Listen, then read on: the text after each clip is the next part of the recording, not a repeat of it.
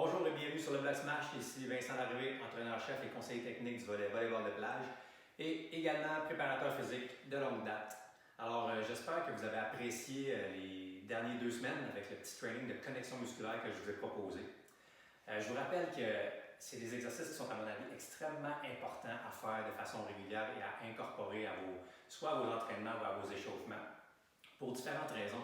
La première, c'est que ces exercices-là permettent d'améliorer la communication entre notre système nerveux et nos muscles, donc d'avoir de meilleures contractions musculaires. Ça nous permet également de coordonner, d'améliorer notre coordination entre différents groupes musculaires pour que notre corps travaille bien ensemble. Et une autre raison, c'est que ça nous permet de développer une conscience corporelle, une présence à notre corps. Donc, en ce sens, n'oubliez pas aussi de prendre conscience de où sont vos limites de mouvement quand on fait ces exercices-là, puis est-ce qu'il y a des positions qui sont plus difficiles. Parce que si c'est le cas, c'est ce que vous avez besoin de travailler. N'oubliez pas que quand il y a une restriction de mouvement à quelque part dans le corps, c'est le signe d'une désactivation musculaire puis d'une instabilité. Donc, c'est important de travailler ça si on veut être le plus stable possible puis réduire le potentiel de blessure. Alors, allons-y avec notre deuxième plan d'entraînement qui va durer cette fois-ci pour 4 semaines parce qu'il va y avoir les vacances des fêtes. Donc, je serai de retour dans la semaine du 4 janvier avec un nouveau plan. Donc, celui-là va être pour 3 à 4 semaines.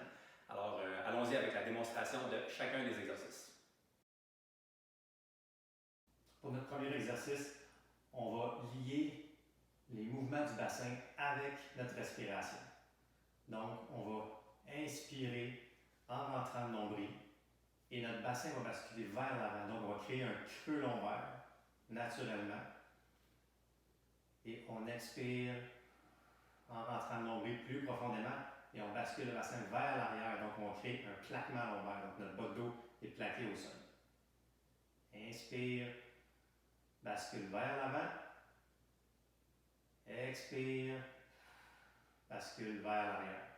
Et on fait ça pendant 45 secondes à 1 minute. Couché au sol, avec les jambes fléchies à 45 degrés, on va sentir nos talons, notre plante de pied et nos orteils bien groundés dans le sol. On va soulever les orteils. On va pousser dans nos pieds pour monter le bassin. On va basculer le bassin vers l'arrière. On va soulever les orteils et on les crunch vers les jambes. Et là, on pousse dans le sol avec les talons et on les tire vers les fessiers. Donc, on va sentir nos ischio-jambiers, nos fessiers bien contractés. Le devant des jambes qui va travailler également parce qu'on ramène les orteils. Et là, on inspire en rentrant le nombril et on gonfle la cage thoracique. Expire en rentrant le nombril plus profondément. Donc, crunch les orteils, pousse les talons dans le sol et tire vers les fessiers. Couché au sol, on va faire une rotation vers l'intérieur de la jambe. On va, avec les obliques, amener les jambes sur le côté. Donc, avec une bonne rotation de la jambe, le bassin ne bouge pas, vraiment de rotation au niveau de la cuisse. On fait une flexion latérale au niveau du tronc aussi en utilisant les obliques. On place notre main sur le côté pour faire un mur. On lève l'autre bras pour sentir un étirement de l'autre côté. Donc, ce côté-là se contracte, celui-là va être en étirement. Rotation interne de la jambe, bien important. Et là, on pousse les 2 jambes dans notre main. Et on va sentir l'activation des obliques, des transverses sur le côté du tronc. On inspire en rentrant le nombril. Expire en rentrant le nombril plus profondément. On place un objet, un bloc de yoga, entre les genoux. On bascule le bassin vers l'arrière, amène les genoux à 90 degrés. Et là, on va faire une rotation au niveau du bassin, d'un côté. Notre épaule opposée doit rester au sol. Et là, on squeeze le bloc de yoga ou l'objet avec les 2 genoux.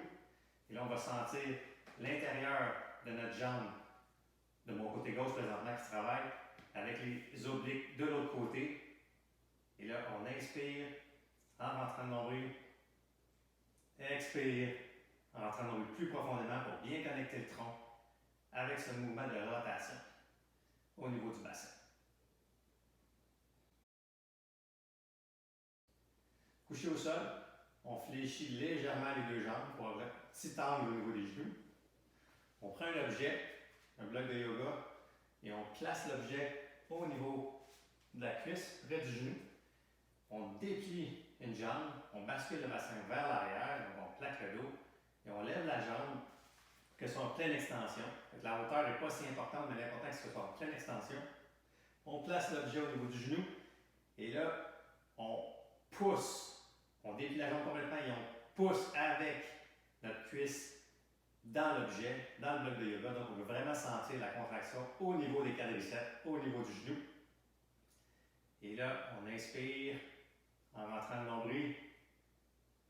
Expire en rentrant le nombril plus profondément pour bien connecter notre tronc avec notre action de contraction musculaire au niveau de la cuisse. Couché au sol, on va avoir besoin d'un objet pour travailler les membres supérieurs. Donc, on prend un bloc de yoga qu'on va placer entre nos deux mains. Et là, nos paumes de main se font face, donc on est en position neutre. Et là, on descend les épaules vers le plancher et on squeeze l'objet. Donc, on pousse, on tente de pousse avec nos deux mains dans le bloc de yoga et on tente d'amener nos omoplates ensemble derrière les épaules. Et là, on sent les pectoraux qui contractent et qui squeeze l'objet. On va faire 3 positions. Donc, on va faire position neutre. Ensuite, on va faire en pronation. Donc, on tourne les mains comme si on allait faire un bloc au volley. Donc, nos paumes de main sont vers les genoux. Même action. On squeeze avec le yoga. On inspire en rentrant le nombril. Expire en rentrant le nombril plus profondément. Et après avoir cette position-là, on va faire l'inverse. On va faire une rotation vers l'extérieur, donc en supination. Donc, les paumes de main vont vers la figure. Et on continue de squeezer notre objet. L'action vient au niveau des pectoraux. Les épaules sont bien descendues. On ne shrug pas. Et on tente également d'amener les omoplates ensemble. Sentir les petits muscles qui travaillent entre les omoplates et la colonne vertébrale.